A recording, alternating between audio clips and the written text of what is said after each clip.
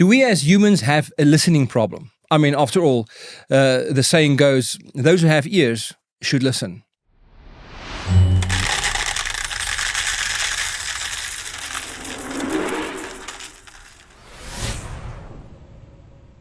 Hi, this is Rudolf Botha here at Agora Cafe, the marketplace for ideas where faith and culture meet. As a pastor, many people have asked me, why do I watch so many movies?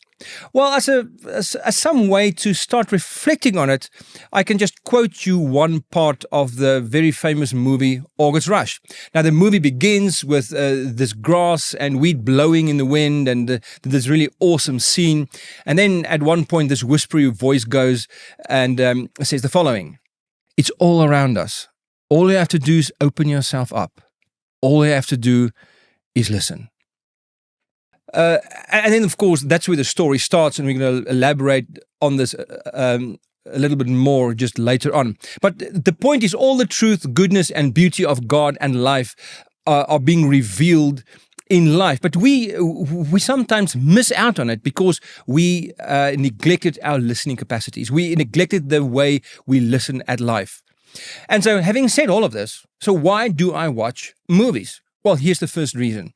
Movies are stories. And stories reveal life. We all know that stories create characters, and they put these characters through all kinds of circumstances and plots. And these are all things that we can relate with.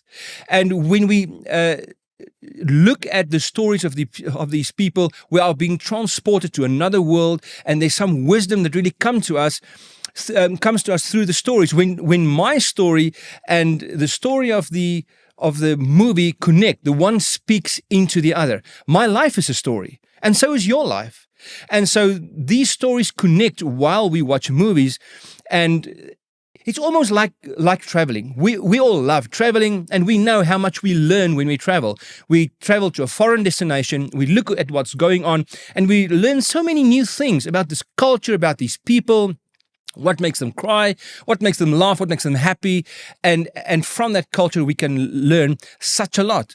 So when I watch movies, I really experience the wisdom of life being revealed to me. When I think, for example, of the Superman movies, I see that it's only the supremely morally good people that should be entrusted with absolute power. And am I really trustworthy if I had all the power? When I watch a movie like Shrek, I'm reminded that ogres are more complex than we think. They're like onions, and they have layers. And that means that my opponents are very frequently more complex than I really think. But from afar, they look so simple. But Shrek reminds me of that. When I think of the Harry Potter movies, or the books even, I'm reminded of the fact that life is a battle between darkness and light.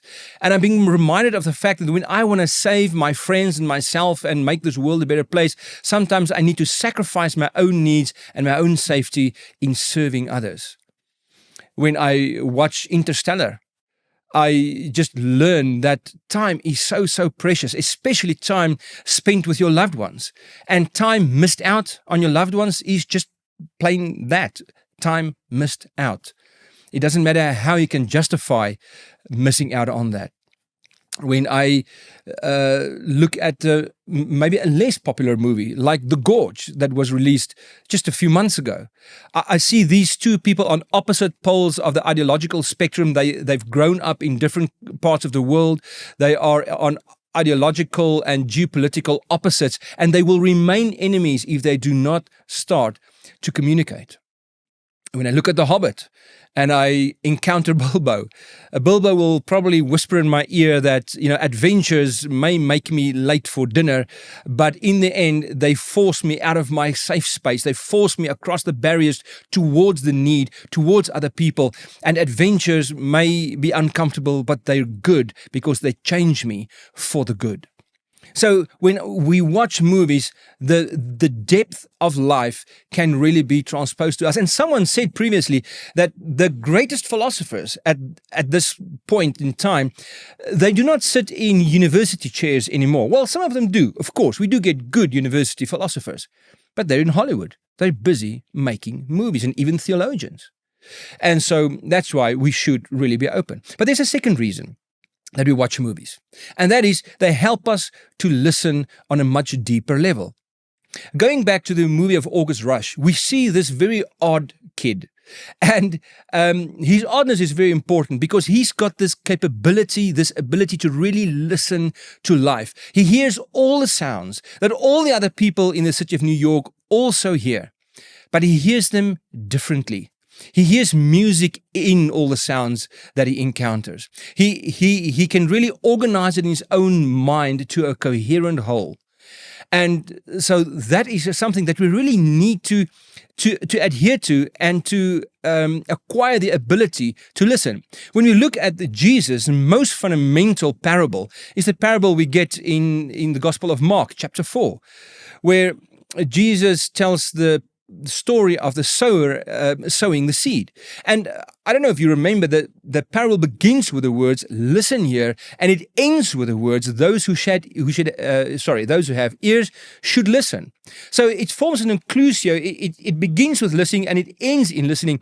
This story is not primarily about the 4 kinds of soil, although those are also important. It's about listening. Jesus tells that story as his most fundamental story. As a matter of fact, he tells his disciples and the people listening to him that if they don't understand this parable, they're not going to be able to understand anything else. It's going to make them blind and deaf if they can't understand this one. So what is the message of this one in Mark 4? Is that Jesus' opinion of the human race is that we have a listening problem. And he taps in the whole story of Israel in the Old Testament, that God tried to speak and speak and speak to them, and they just missed out.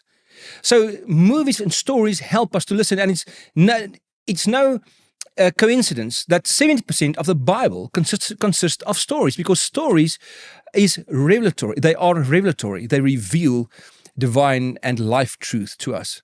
But there's a third reason also why I think we could and should watch movies. Movies can be a mirror for self-understanding. When I look at movies, I encounter myself. I recognize myself when I listen deeply and watch closely. When I think of Lord of the Rings and I think of the Ring of Power, the ring, of course, is a symbol for someone just pursuing riches and power. If you hold power and riches close to your chest and you call it my precious, your soul will shrivel up and die the same way that the body of Gollum would deteriorate and die, as the way we see it being done in the movies. When I start to fear and I have to face a circumstance that really asks courage of me, I draw courage from William Wallace in Braveheart, and I tell myself that I can be as courageous, and there's a way actually to face my fears. When I watch the Star Wars movies and I encounter a character like Darth Vader, I learn that each and every one of us has a little dictator within ourselves, and we need to tread lightly and be wary. And when I get angry, I should just put that dictator in his place. So the fourth reason is that movies reveal the primacy of values. The values that we consider to be mostly important are revealed through movies. Just listen to this quote by this very important writer. He says, "The very act of storytelling, of arranging memory and invention according to the structure of narrative, is by definition holy. We tell stories because we can't help it. We tell stories because we love to entertain and hope to edify.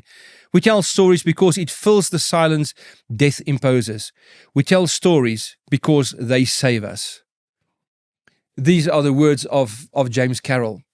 And so let's look at what he actually says. Let's think of our primary value in current Western culture, something like love. We all love to throw around the word, but just think about it. How do we convey the idea of love? That's where science falls severely short. You can't say I love you in the language of science. You can't say it in the language of physics or in mathematics or in geometry or geology. You can only tell a story.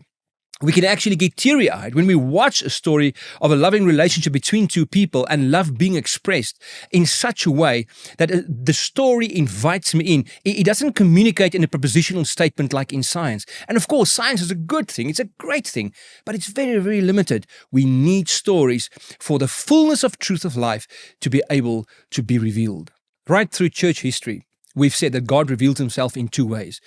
There is specific revelation that he does in the Bible, and then we have general revelation, where God reveals himself through nature, through humans, through the stories we tell. Now, general revelation is just what it says. It's general. God can only partly reveal himself through these. Be as it may, I would love to hear what you think. So please leave your comments in the comment section below, and please just share with us what movies really influenced you to a large extent. And of course, don't forget to subscribe, because when you do that, we can it'll provide the means for us to produce a lot more of these kinds of videos for you to watch. And of course, also don't forget to like what you've seen. Until next time.